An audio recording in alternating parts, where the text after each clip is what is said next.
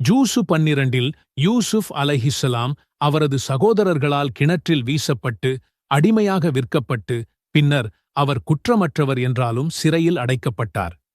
இருப்பினும் சிறையில் இருந்தபோதும் கனவுகளுக்கு விளக்கமளிக்கும் பரிசின் மூலம் அல்லாஹ் அவரது அந்தஸ்தை உயர்த்தினான். இதன் விளைவாக மன்னரின் கனவை விளக்க யூசுப் அலைஹிஸ்ஸலாம் அழைக்கப்பட்டார்.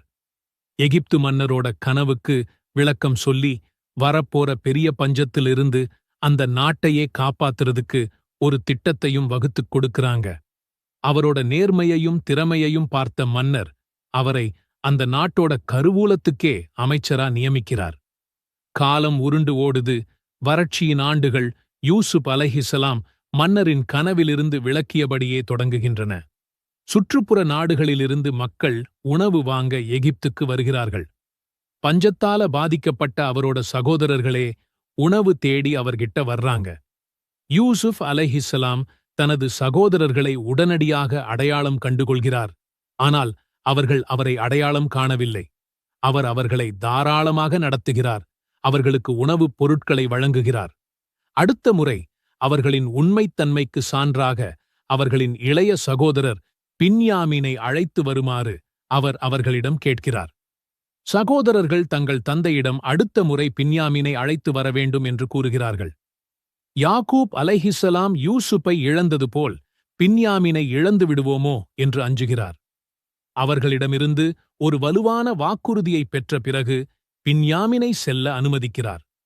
யாக்கூப் அலைஹிஸ்ஸலாம் அவர்களை வெவ்வேறு வாயில்கள் வழியாக எகிப்துக்குள் நுழைய அறிவுறுத்துகிறார். பாடம்: முன்னெச்சரிக்கைகள் எடுப்பது அல்லாஹ்வை நம்புவதற்கு முரணாகாது. யூசுப் அலைஹிஸ்ஸலாம் பின்யாமீனை சந்திக்கிறார். அவர்கள் திரும்பி வந்ததும் யூசுப் அலைஹிஸ்ஸலாம் பின்யாமீனிடம்தான் தனது சகோதரர் என்பதை தனிப்பட்ட முறையில் வெளிப்படுத்துகிறார். அவர் அவரை ஆறுதல் படுத்தி அவரை தன்னுடன் வைத்திருக்க ஒரு திட்டத்தை தயாரிக்கிறார். யூசுப் அலைஹிஸ்ஸலாம் ராஜாவின் அளவிடும் கிண்ணத்தை பின்யாமீனின் பையில் வைக்கிறார். கோப்பை கண்டுபிடிக்கப்பட்டது. மேலும் சகோதரர்களின் சொந்த சட்டத்தின்படி திருடன் அது யாரிடமிருந்து திருடப்பட்டதோ அந்த பொருளின் உரிமையாளரின் வேலைக்காரனாகவே இருக்க வேண்டும். பின்யாமீன் யூசுப் அலைஹிஸ்ஸலாமுடன் இருக்கிறார்.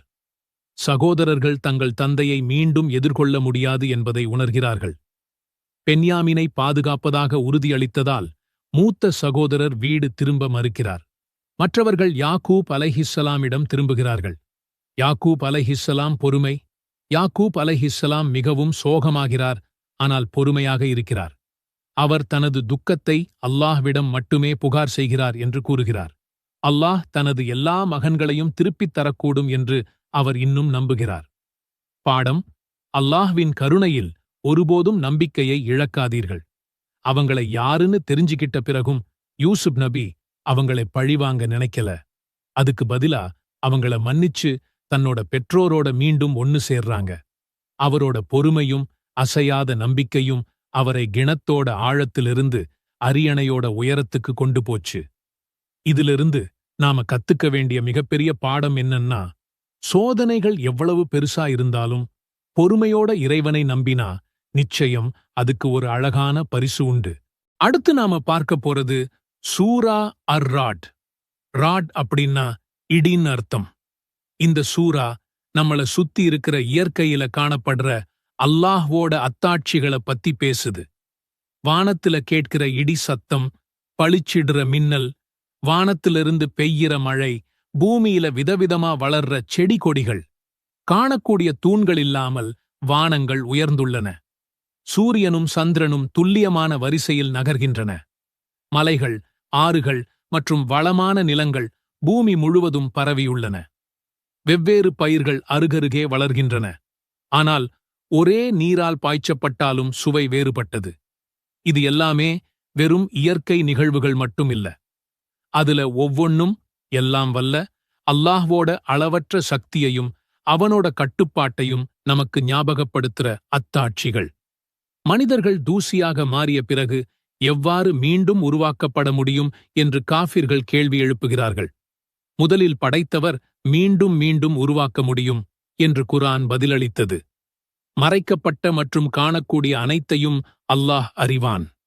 வானவர்கள் அல்லாஹ்வின் கட்டளைப்படி மனித செயல்களை பாதுகாத்து பதிவு செய்கிறார்கள். மழை நுரையை உருவாக்குகிறது, அது மறைந்துவிடும். அதே நேரத்தில் நன்மை பயக்கும் நீர் இருக்கும். உண்மை நிலைத்திருக்கும், அதே நேரத்தில் பொய் இறுதியில் மறைந்துவிடும். விசுவாசிகளின் குணங்கள்: அவர்கள் அல்லாஹ்வுடனான தங்கள் உடன்படிக்கையை நிறைவேற்றுவார்கள். குடும்ப உறவுகளை பேணுவார்கள். தங்கள் இறைவனுக்கு அஞ்சுவார்கள். அல்லாஹ்வின் திருப்தியை நாடி பொறுமையாக இருப்பார்கள். தொழுகையை நிலைநாட்டுவார்கள். ரகசியமாகவும் வெளிப்படையாகவும் தர்மம் செய்வார்கள். தீமைக்கு நன்மையைக் கொண்டு பதிலளிப்பார்கள். முஸ்லிம்களின் வெகுமதி: அவர்கள் தங்கள் நீதியுள்ள குடும்பங்களுடன் சொர்க்கத் தோட்டங்களில் நுழைவார்கள். அவர்களின் பொறுமைக்காக வானவர்கள் அவர்களை அமைதியுடன் வரவேற்பார்கள்.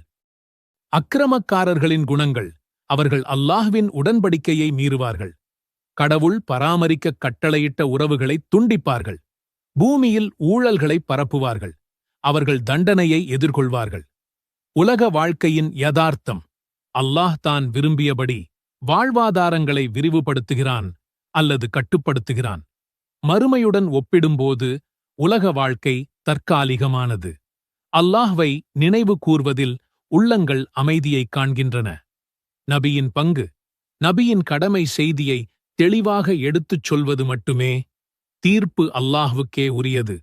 இந்த சூரா ஒரு மிக முக்கியமான வாழ்க்கை தத்துவத்தை நமக்கு கத்துத் தருது. எந்த ஒரு சமுதாயமும் அவர்கள் தங்களை தாங்களே மாற்றிக்கொள்ளாத வரையில் அல்லாஹ் அவர்களுடைய நிலையை மாற்றுவதில்லை. இதோட அர்த்தம் என்ன? நம்மளோட வெளி சூழ்நிலை மாறணும்னா முதல்ல நமக்குள்ள ஒரு மாற்றம் வரணும். நம்ம எண்ணங்கள், செயல்கள், அல்லாஹ்வோட நம்ம வெச்சிருக்கிற தொடர்பு, இதெல்லாம் எப்போ சரியாகுதோ அப்போதான் நம்ம வாழ்க்கையில உண்மையான மாற்றம் வரும். அது மட்டும் இல்ல, இந்த சூரா உண்மையான நம்பிக்கையாளர்களோட குணங்கள் என்னென்னு சொல்லுது. அவங்க தொழுகையை நிலைநாட்டுவாங்க, உறவுகளை பேணுவாங்க, கொடுத்த வாக்கை நிறைவேற்றுவாங்க, தீமையை நன்மையைக் கொண்டே தடுப்பாங்க. இப்படிப்பட்டவங்களுக்குத்தான் சுவனம் காத்துக்கிட்டு இருக்கு.